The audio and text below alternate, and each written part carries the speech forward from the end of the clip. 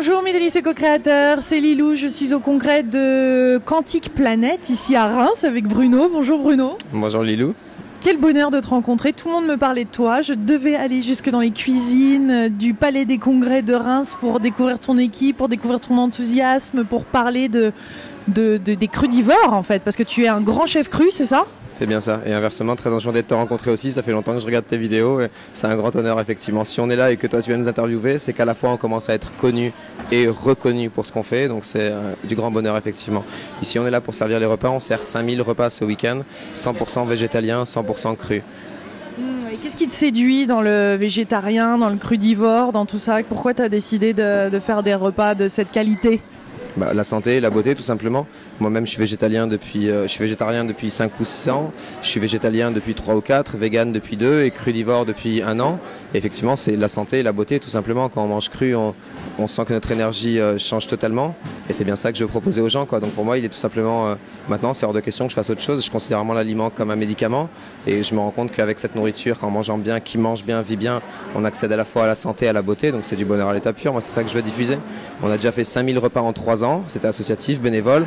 Aujourd'hui j'ai 2 enfants à nourrir, je suis moi-même papa de 2 enfants, donc il faut qu'on passe une dimension au-dessus. Et donc c'est ça, on commence à faire ça officiellement en traiteur. Maintenant on se met sur 3 axes, je vais à la fois faire du traiteur, le maximum de repas, et après selon la devise de apprends à pêcher un homme, il mangera toute sa vie, je veux également apprendre au maximum de gens à faire ça. Notre projet de base c'était vie pour végétalien itinérant éducatif. Aujourd'hui ça s'appelle Grand Chef Cru parce que je reviens des États-Unis, je suis allé me former chez Matthew Kenny, on entre vraiment dans une autre dimension, mais le projet de base fédérateur c'est toujours vie, qui unit, comme tu peux le voir, aujourd'hui il y a plus de 50 personnes qui m'ont suivi sur ce week-end. On a Boris Lauser qui est un grand chef cru allemand qui vient nous aider, on a des gens qui arrivent de Suède, on a des créateurs de marques dans le monde du cru qui viennent cuisiner avec nous, on a un groupe de musique parmi nos amis qui viennent travailler, on a vraiment, là ce soir je loge 56 personnes qui viennent travailler avec moi, donc c'est assez impressionnant. Et donc voilà, c'est ça le concept, c'est trouver des producteurs bio, faire le maximum de nourriture nous-mêmes, tout ce qu'on prépare, les 1000 repas par jour, là c'est 100% cru, 100% bio et 100% du jour. Et vraiment c'est ça le but, donc entre les salaires, les fournisseurs, des choses comme ça, un événement comme le congrès de Reims, si tout va bien, on redistribue 100 000 euros. Entre les salaires et les fournisseurs bio, des choses comme ça, on subventionne la bio dans son ensemble à hauteur de 100 000 euros. Donc pour nous, c'est des gros impacts. Et l'autre avantage aussi, c'est la question environnementale. En fait, je suis venu au végétarisme d'abord par conviction écologique, pour l'impact environnemental que ça représente. Et ensuite, pour la santé, j'ai découvert que c'était meilleur au goût et meilleur pour la santé. Donc je me suis dit, c'est bon, on continue. Mais techniquement, un week-end comme ici, 5000 repas crus végétaliens, ça représente par rapport à des repas carnés une économie de 15 millions de kilomètres carbone en voiture. Donc ce week-end, on aide la planète Terre à économiser 15 millions de kilomètres en voiture. On trouve ça assez chouette. C'est comme si on créait une petite bulle juste une petite bulle d'oxygène à l'heure où tout va mal, tout est gris. On fait une petite bulle de verre. On trouvait ça assez sympa, quoi. Donc si on a trouvé des super compagnons et si vous arrivez en ville, vous avez trouvé des super personnes pour venir. Je trouve ça génial de se retrouver, de se regrouper, d'aller vers un même but. Qu'est-ce que ça fait du bien, hein. C'est vrai, c'est important. Et puis on en revient à ça. Effectivement, c'est tous des amis qui me soutiennent depuis longtemps. Là, par exemple, avec nous, on a Karine de ce magazine qui s'appelle Le Chou Brave. Qui a été... Je vais interviewer parce que je soutiens ça. Et bien c'est ça, donc Karine du Chou Brave, elle est avec nous. On a plein d'autres gens, on a des producteurs de cacao cru, on a des barres de céréales crues, on a des boissons saines, 100% bio. Enfin voilà, notre but c'est vraiment de proposer les mêmes prestations que les autres pour un tarif à peu près identique, mais par contre tout en bio, tout en créatif, tout en vraie cuisine. Donc c'est vraiment ça le but. Et puis comme je disais, finalement, ça c'est des gens qui me soutiennent. Comme je te dis, moi c'est mon projet depuis 3 ans. Donc les gens, c'est que des gens que je côtoie depuis longtemps, mais c'est comme si on avait planté des graines pendant longtemps et pour une fois, là ça y est, on peut ramasser des fruits. Donc c'est génial, quoi. Et puis on en revient à ça, il y a tous les meilleurs conférenciers du monde. Enfin c'est Marion Caplan qui me choisit, elle vient nous dire dans la cuisine que tout est très bon. Marion Caplan, la star de la nutrition, qui vient nous dire à nous que c'est très bon ce qu'on fait, c'est quand même du bonheur, ça prouve qu'on est en train d'entrer dans une autre dimension, quoi. Et inversement, l'autre aspect, c'est par rapport au fait que les choses changent. Pour que ça puisse être possible de servir 5000 repas crus végétaliens, c'est vraiment clair du temps et en train de changer. Et jamais on n'aurait pu penser ça. Enfin là, c'est quasiment un record du monde, j'imagine. Et donc ça, c'est un fait. Et puis le deuxième fait, c'est que si c'est à moi qu'on le demande, c'est quand même que tout est possible, quoi. Moi, tu vois, j'ai 25 ans, 28 ans. Tu vois, si c'est à moi qu'on confie ça, c'est quand même bien que le monde y change et que finalement, dès qu'il y a une volonté de dynamique, une volonté d'ouverture, tout se passe bien et ça diffuse, quoi. Mais c'est important de le mentionner pour tous ces délicieux co-créateurs qui sont à travers le monde et qui eux aussi ont un projet et on plante toutes ces graines-là. Et moi aussi, pareil, on les plante, on travaille dur et puis un jour, d'un seul coup, il y a cette opportunité qui s'ouvre. On s'est déjà mis en... Il y a déjà la machine qui est en route, il y a déjà une façon de faire, un savoir-faire qui a déjà été développé. T'es prêt pour faire ces 5000 repas ce week-end? T'es prêt? Ouais, carrément, on a fait les mains dans les poches, on aurait fait eu 500 de plus, on en faisait 500 de plus, vraiment, quoi.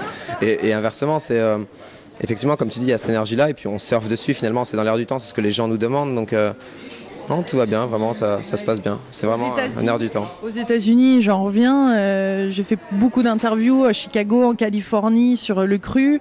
Ça fait longtemps déjà que c'est en place, il y a des restaurants gastronomiques de haute qualité crue, ça t'inspire ça? Bien sûr, c'est ça qu'on fait ce week-end, c'est ça l'idée de Grand Chef Cru, c'est effectivement apporter une nourriture de la meilleure qualité vibratoire possible, tout en respectant les aliments, enfin vraiment avoir respecté le plus la matière native, donc ça c'est le concept de Jean Briffaut, la matière native, donc déstructurer le moins possible l'aliment pour qu'il soit le plus nourrissant possible, mais tout en l'accommodant d'une façon gourmet. Et c'est vraiment ça que j'ai appris aux États-Unis chez Matthew Kenny et effectivement dans les autres restos où je suis allé manger. C'est vraiment ça qu'on apprend, c'est manger les meilleurs produits du monde, mais d'une façon la plus simple possible, quoi. C'est ça le cru finalement, c'est juste un petit coup de mixeur, 2 coups de couteau, pas de vaisselle et puis on se régale, quoi. C'est ça, c'est vraiment ça le cru, cette facilité-là. C'est ça que je veux apprendre aux gens, cette facilité-là, à la fois pour se nourrir, à la fois pour vivre tout simplement. Mais effectivement, c'est une participation. Effectivement, de nos jours, c'est dur de manger bio, c'est dur de manger cru. Donc c'est vraiment ça que j'invite les gens, chaque fois qu'ils arriveront à le faire, ce sera une belle participation. À la fois pour eux, pour leur corps, pour leur planète, pour l'économie locale, pour la condition animale. C'est vraiment ça le concept. Chaque fois qu'ils y arrivent, c'est ça que j'essaie de leur donner la force de faire. Chaque fois qu'ils y arrivent, ce sera une belle participation. C'est ce que je leur dis. C'est magnifique quand on commence à manger cru aussi, cette énergie qu'on a à travers la journée, une énergie constante. On a l'impression que les sens sont vraiment, on entend mieux, on voit plus, on réfléchit, c'est plus clair. C'est ça, on a plus le temps de vivre. Ouais. On entre vraiment, effectivement, on se déconnecte du reste et effectivement on se sent mieux tout simplement. Parle-nous un petit peu de la technique du cru, on cuit on peut cuire quand même un petit peu, jusqu'à combien de degrés? Bien sûr, le chiffre qui fait normalement référence, c'est 41 degrés Celsius. À partir de 41 degrés, on commence à détruire les enzymes et les vitamines. Donc le corps, si on mange un aliment qui est passé au-dessus, le corps va devoir utiliser ses propres enzymes, ses propres vitamines pour digérer l'aliment. Donc techniquement, un aliment, que ce soit même des pâtes, même une courgette c'est végétarien, mais si elle est cuite, elle va exiger du corps plus d'énergie qu'elle va lui en apporter. C'est les 4 classes d'aliments. On trouve les aliments biogéniques, bioactifs, biostatiques ou biocidiques. Les aliments qui créent la vie, c'est les graines germées, les super aliments, la spiruline. Ensuite, il y a les aliments qui activent la vie, donc c'est les végétaux crus et frais. Ensuite, on rentre déjà dans les aliments biostatiques, les aliments qui ralentissent la vie, donc ça veut dire les végétaux cuits, les pâtes, les choses comme ça. Et enfin, on rentre carrément dans les aliments biocidiques, donc tout ce qui est gluten, produits pasteurisés, produits où là, c'est clairement, simplement, ça apporte rien, c'est plastifié. Le sucre blanc, par exemple, c'est plastifié, ça bouche les artères, ça fait rien, ça a aucun apport nutritionnel. Et au contraire, ça va dévitaliser le corps. Maintenant, ce que les scientifiques ont prouvé, c'est que le sucre blanc, par exemple, ne crée pas les bactéries, les caries dentaires par contact, il les crée par dévitalisation de l'organisme. Et les dents sont comme les cheveux, sont un indicateur. Si on mange beaucoup de sucre blanc, on va avoir des caries, pas parce qu'elles vont attaquer les dents, parce qu'elles vont tellement dévitaliser l'organisme qu'on va même...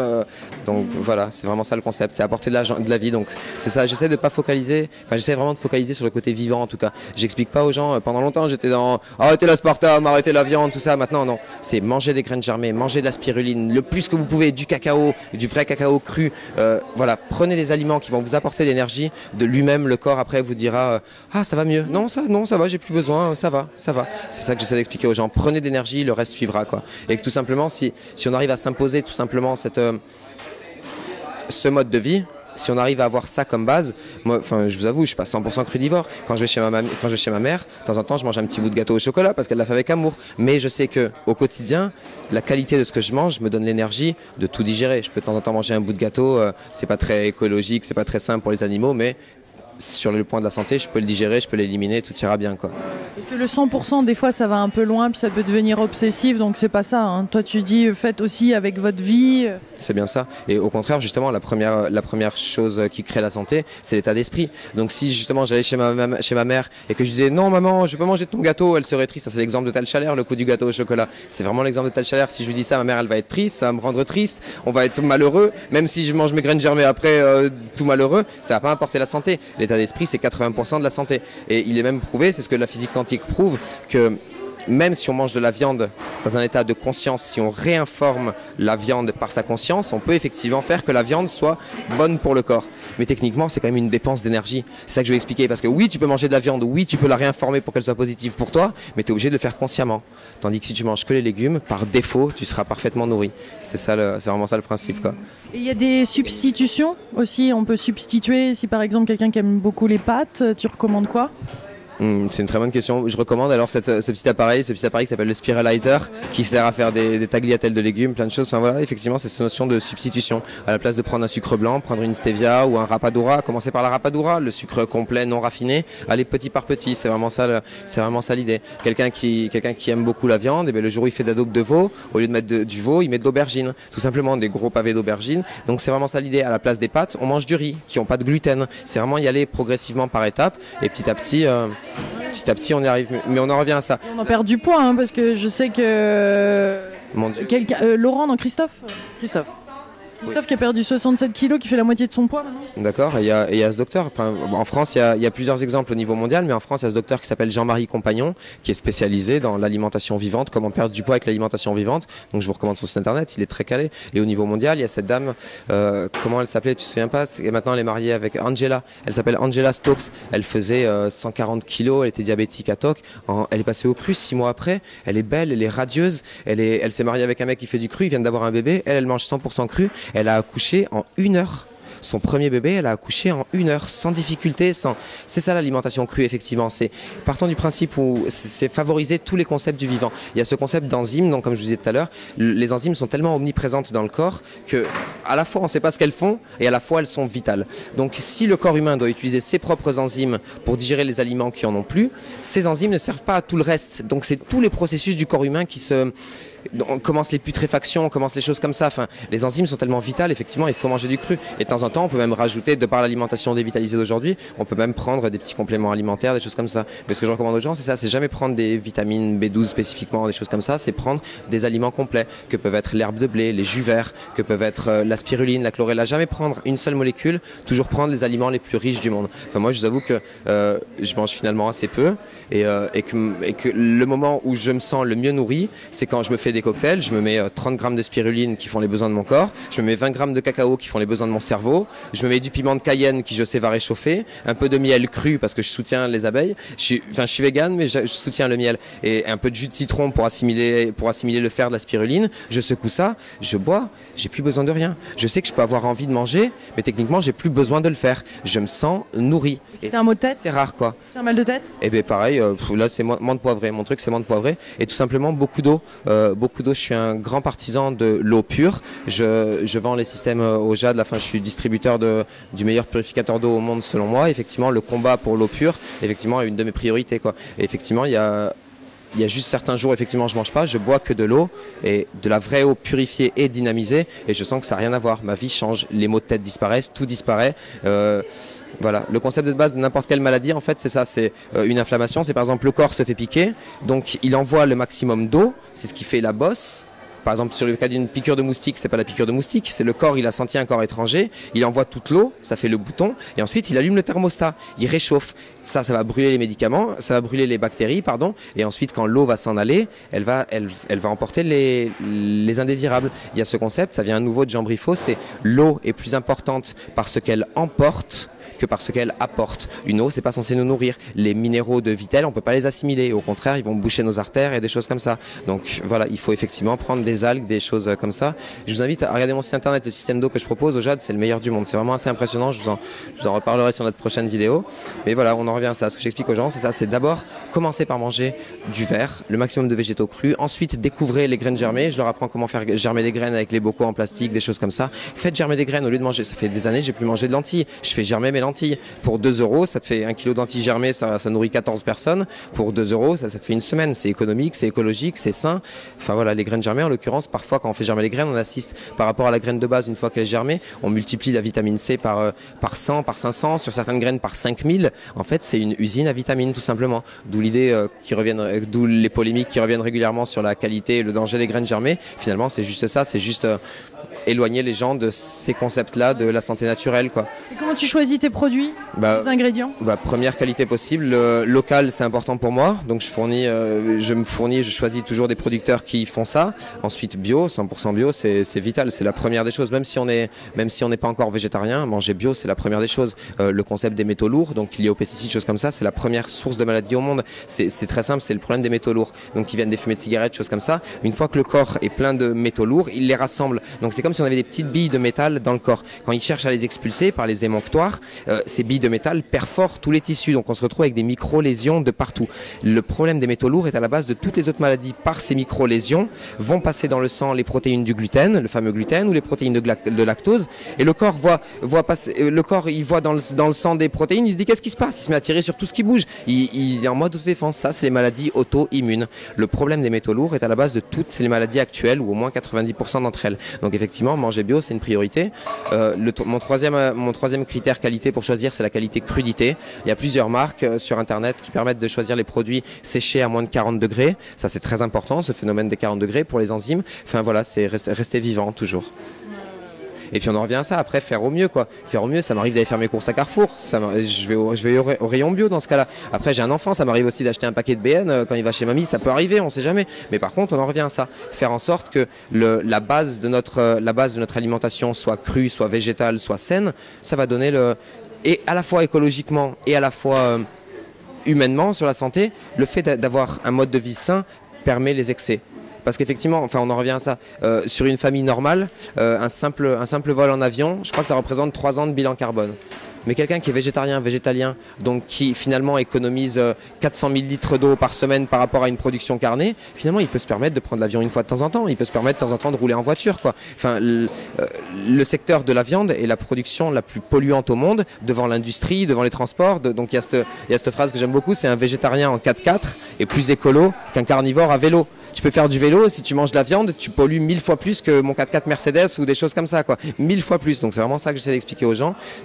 Comme on disait, substituer.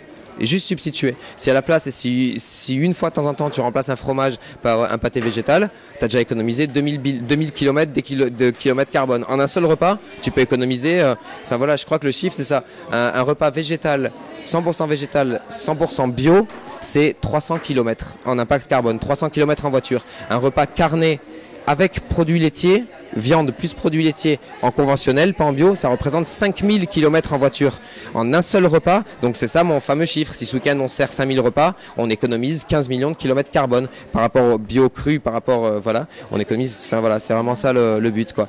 Vegan, les gens ils croient que vegan c'est des hippies, machin et tout, végétarien c'est des hippies. Non, c'est un mode de vie abouti, de vivre en pleine conscience. C'est vraiment ça, c'est prendre soin de soi, de sa santé, de sa beauté, prendre soin de l'économie qui nous entoure, parce qu'effectivement, en mangeant bio, en mangeant local, on participe à nourrir nos voisins. Le mec qui travaille pour tel producteur, on le connaît, c'est notre voisin, on mange au marché, des choses comme ça. C'est vraiment ça que je soutiens. Tandis que si justement on continue d'aller au supermarché, d'aller dans les grands restaurants standardisés, on finance la famine en Afrique, on le finance tôt ou tard. C'est pas un repas qui va... faut pas se culpabiliser, quoi. Tu vois, c'est ça que j'essaie d'expliquer aux gens. C'est pas grave, fais-le aujourd'hui, demain tu feras mieux. C'est juste ça. On peut pas changer les choses à nous tout seuls. Mais par contre, effectivement, il y a des prises de conscience qui vont mener à... On en revient à ça. Si je cherche 5000 repas ce week-end, c'est qu'effectivement, il y a des gens que ça intéresse et effectivement, ça changera bientôt, j'ai confiance. Et puis on en revient à ça, tôt ou tard, on sera tous végétariens. Il n'y aura plus assez de ressources pour nourrir à la fois les bœufs et les humains. Donc tôt ou tard, on sera tous végétariens. Donc c'est ça que j'essaie de préparer aux gens. Commencez à apprendre les recettes parce que bientôt, il n'y aura plus que des légumes. On n'aura plus de quoi nourrir les bœufs. Donc allez-y, quoi. Je crois que le bœuf d'élevage sur Terre, rien que le bœuf, il consomme des ressources à hauteur de 9 milliards de personnes. Rien que le bœuf d'élevage que mangent 500 millions d'Américains, d'Européens, on mange pas partout du bœuf. Et bien ça consomme autant de ressources que 9 milliards de personnes. Donc enfin tu vois, je crois qu'avec l'alimentation vivante, ça nourrit, le chiffre exact c'est 14 fois plus de personnes. On nourrit 14 fois plus de personnes en alimentation vivante qu'en alimentation traditionnelle, tu vois. Donc c'est du bonheur à l'état pur, quoi, vraiment. Tu vas faire des séminaires pour expliquer aux gens comment faire? Parce que je sais qu'en goûtant à ce que tu nous as préparé ce week-end ici au congrès, on a envie de savoir le faire. Ces petites boulettes au chocolat, là, au carob, non? Je sais pas. C'est ça, c'était à la caroube et au cacao cru à nouveau. Effectivement, je te donne juste cette petite recette, c'est ça. Il y a des bases toutes simples à connaître. Par exemple, pour faire des tartes crues, on prend des dattes et des noisettes, on mixe les deux, ça va faire une pâte assez consistante qu'on tasse au fond d'un moule. Une fois qu'elle aura refroidi au frais, ça fait une pâte à tarte. On met des pommes dessus, des pommes crues et de la cannelle, ça fait une tarte aux pommes crue qui se tient en portions et tout. Enfin, c'est assez impressionnant, c'est juste des petites recettes à savoir. Et pour répondre à ta question, nous, effectivement, on est sur 3 axes maintenant. On est sur le service traiteur, on vise à servir le maximum de repas possible de par l'impact direct que ça représente. Là, je te parle des 15 millions de kilomètres, c'est l'impact direct que ça représente. Donc tout ce qu'on va pouvoir faire, on va le faire. Le but, c'est à la fois d'apprendre aux gens. Donc oui, on va faire des ateliers, on aimerait bien ouvrir même pas une, mais des écoles un petit peu partout, que ce soit en France, en Europe. Et le troisième, c'est une prestation de conseil. On a envie d'aider, de transmettre nos connaissances à tous les gens qui veulent ouvrir un resto cru, qui veulent voir. Enfin, on me dit putain, il y a rien pour manger à Paris, à Nice, on voudrait des restos végétariens crus. Et bien voilà, et bien allez-y, commencez à le faire, trouvez les investisseurs. Moi, je vous reviens, je vous ressors les recettes. Moi, j'ai toujours travaillé dans les restaurants et il y a 5 ans, j'ai arrêté parce que il y a 5 ans, j'ai arrêté. Je travaillais en 4 étoiles luxe, j'étais responsable des petits déjeuners et il fallait quand même que je coupe des tranches de jambon de Bayonne. C'est bon, j'ai dit non, j'arrête. Je veux pas soutenir ce mode de vie là, quoi. Parce que pour moi, je vois un animal. J'ai grandi avec des cochons. Enfin, tu vois, mes cochons, c'était mes amis, quoi, tu vois. Ils mangeaient pas, c'était animaux de compagnie, c'est des cochons, c'est des humains, quoi. Enfin, le porc, c'est l'animal qui ressemble le plus à l'humain, quoi. Donc, comme dit, je crois que c'est Bernard Shaw qui dit ça, Georges Bernard Shaw, les animaux sont mes amis et je mange pas mes amis. Pourquoi je mangerais mes amis, tu vois?